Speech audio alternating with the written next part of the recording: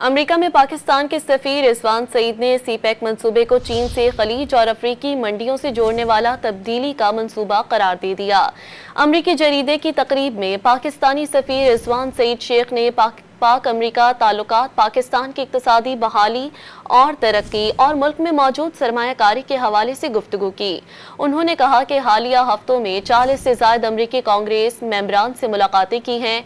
उनका सिफारती हदफ पाक अमेरिका ताल्लुकात को मज़ीद फ़रोग़ देना है।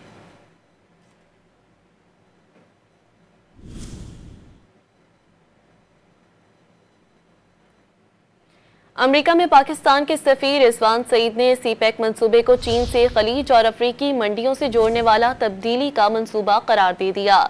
अमेरिकी जरीदे की तकरीब में पाकिस्तानी सफीर रिजवान सईद शेख ने पाक अमेरिका ताल्लुकात, पाकिस्तान की इक्तिसादी बहाली और तरक्की और मुल्क में मौजूद सरमायाकारी के हवाले से गुफ्तगू की। उन्होंने कहा कि हालिया हफ्तों में 40 से ज़ायद अमेरिकी कांग्रेस मेंबरान से मुलाकातें की हैं।